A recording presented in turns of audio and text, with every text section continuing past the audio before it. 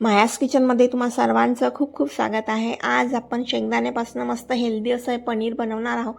शेंगदाण्यामध्ये भरपूर protein iron आहे आणि शेंगदाणे खाणे नेहमी फायदेशीरच आहे। आपल्या हेल्थसाठी खूप छान आहे शेंगदाणे खाणे। तर अशाच्या शेंगदाण्यापासून आपण आज खूप टेस्टी असं हे पनीर बनवणार आहोत। अगदी कमी वेळात खूप छान हे पनीर बनवून तयार होते। ज्यांना मिल्क पासनं बनवलेलं किंवा दुधापासून बनवलेलं पनीर आवडत नाही अशांसाठी हे पनीर खूप फायदेशीर आहे आणि खूप छान ऑप्शन आहे। तर पनीर बनवण्यासाठी 2 वाट्या मी शेंगदाणे घेतलेले आहे। शेंगदाणे आपण आधी भिजत घालू। तर 1 तास मी पाण्यामध्ये छान भिजत घालून ठेवत आहे। 1 तासानंतर हे शेंगदाणे खूप छान फुलणार आहे। तर बघू शकता 1 तास इथे झालेला आहे। शेंगदाणे सुद्धा मस्त फुललेले आहे।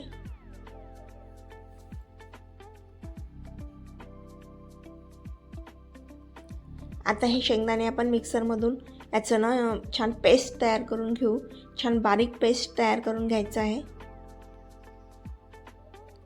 तर 2 वेळा मी हे शेंगदाणे मिक्सरमधून बारीक करून घेणार आहे।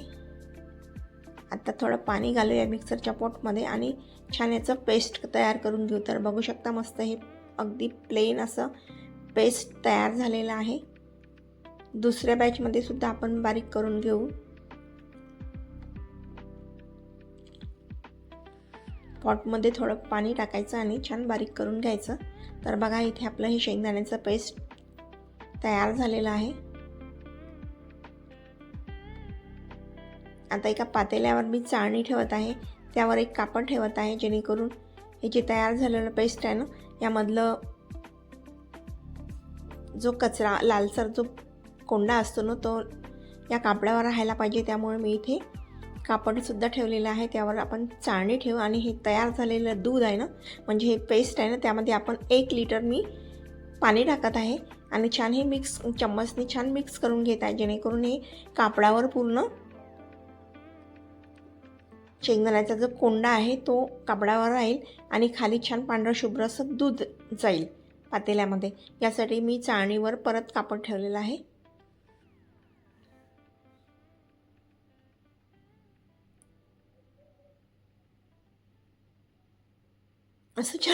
असं छान मिक्स करून घ्यायचं आहे। बघा हा वाचलेला जो कोंडा आहे ना हा सुद्धा आपल्याला कामातच येणार आहे। हा फेकायचा नाही, आपण या कोंड्याचं कोणत्याही भाजीमध्ये टाकायसाठी वापर करून घेणार आहे। शेवटी हे शेंगदाण्याचंच आहे ना, तर हेल्दी असं हे आहे। याच्यामध्ये भरपूर प्रोटीन आहे या शेंगदाण्याच्या राहिलेल्या चोथ्यामध्ये।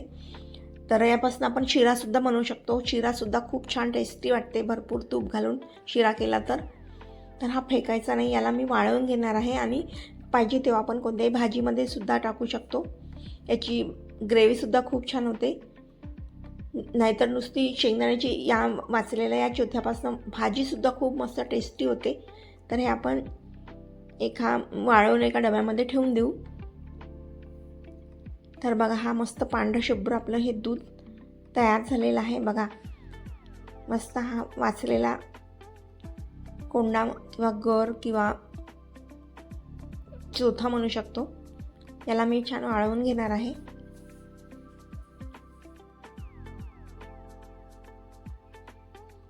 याचा शिरा खूप छान होते, नक्की तुम्ही ही रेसिपी करून बघा। आता विनेगर घेतलेला आहे मी अर्धी वाटीमध्ये मी पाणी घेतलेलं आहे आणि 1 चम्मच विनेगर घेतलेला आहे, व्हाईट विनेगर।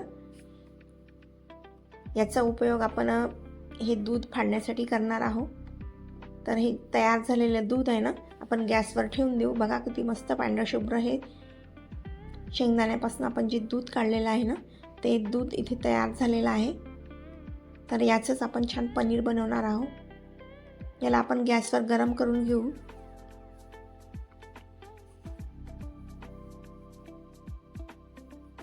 अगदी कमी वेळामध्ये मस्त घरच्या घरी आपलं पनीर होते आणि मस्त हेल्दी होते हे पनीर। डेअरीवरचं भेसळ पनीर खाण्यापेक्षा घरच्या घरी हे शेंगदाण्यापासून पनीर नक्की तुम्ही करून बघा।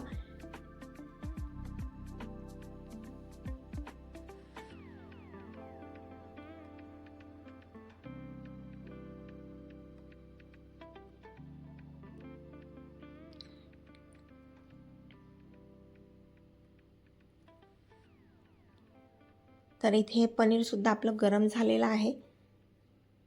आता या गरम गरम हे दूधसुद्धा गरम झालेलं आहे. आता या गरम गरम दुधामध्ये हे जी विनेगर आहे ना, आपण पाणी घालून विनेगर टाकलं होतं या वाटीमध्ये. हे विनेगर आपण 1 चम्मच म्हणजे थोडं थोडं 1 चम्मच आपण इथे टाकून देऊ.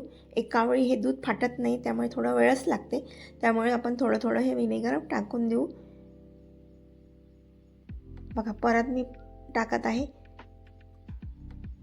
जर विनेगर नसेल तर लिंबूसुद्धा आपण टाकू शकतो. लिंबाने सुद्धा दूध फाटते. बघा इथे दूध फाटायला सुरुवात झालेली आहे. थोडा वेळ लागते. अगदी गाईच्या दुधापासून जसं पनीर अगदी गाईच्या दुधापासून जे पनीर बनवतो ना, ते लिंबू घालताबरोबर किंवा विनेगर घालताबरोबर पटकन फाटते. तर हे दूध फाटायला थोडा वेळ लागते. तर इथे मी थोडं थोडं हे विनेगर टाकत आहे. तर बघा इथे हे दूध छान फाटलेलं आहे. बघा मस्त इथे गडे झालेले आहे. छान छेना तयार झालेला आहे. म्हणजेच आपलं हे पनीर आता पटकन होणार आहे. बघा इथे मी चाळणी घेतलेली आहे. चाळणीवर परत मी कापड टाकलेलं आहे. छान पातळ कापड टाकायचं आहे, जेणेकरून आपलं पनीर या कापडावर राहील. बघा छान इथे छेना तयार झालेला आहे.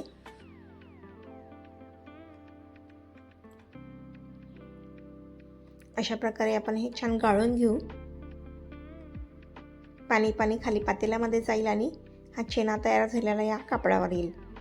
तर बघा किती सोप्या पद्धतीने आपण घरच्या घरी शेंगदाण्यापासून पनीर बनवणार आहोत. बघा किती मस्त हे छेना तयार झालेला आहे. तुम्हाला ही रेसिपी कशी वाटली कमेंट करून नक्की कळवा. चॅनलवर नवीन असाल तर सबस्क्राईब करायला विसरू नका. 2 वाटी शेंगदाण्यामध्ये एवढं सारं आपलं हे छेना तयार झालेला आहे. आता ही प्रोसेस व्हायला थोडा वेळ लागतो, म्हणजे हे पाणी झरायला. तर 2 ते 3 तास मी हे असंच ठेवून देणार आहे या कापडामध्ये, पूर्ण पाणी निथळायसाठी. पाणी निथळलं की यावर आपण एक काहीतरी वेट ठेवून देऊ. एखादी भारी वस्तू यावर ठेवून द्यायची आहे आणि मस्त आपलं पनीर तयार होणार आहे. तर 5 ते 6 तासामध्ये आपलं पनीर बनवून तयार होतं. तर इथे मी हे भारी वस्तू ठेवून दिलेली आहे आणि 6 तासांनी मी हे उघडून बघत आहे. पूर्ण पाणी निथळून गेलेलं आहे. बघा मस्त इथे आपलं पनीर तयार झालेलं आहे. शेंगदाण्यापासून मस्त हेल्दी असं हे पनीर तयार झालेलं आहे. तुम्हाला ही रेसिपी कशी वाटली कमेंट करून नक्की कळवा. बघा किती मस्त जाड असं हे पनीर आपलं तयार झालेलं आहे. खायला सुद्धा खूप मस्त वाटते. नक्की अगदी हौशीने आणि छान मजा घेऊन ही पनीर खातील. नक्की तुम्ही करून बघा. आता आपण छान याचे कट करून घेऊ.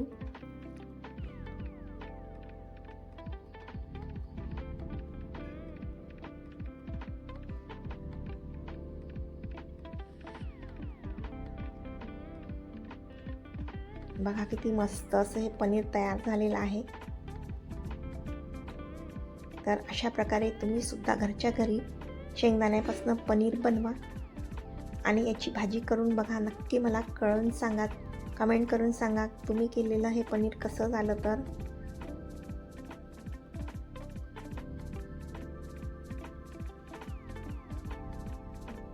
बघा किती मस्त हे पनीर तयार झालेलं आहे.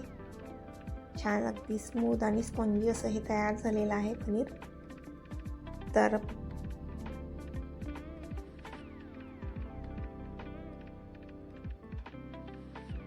इथे आपलं पनीर मस्त तयार झालेलं आहे.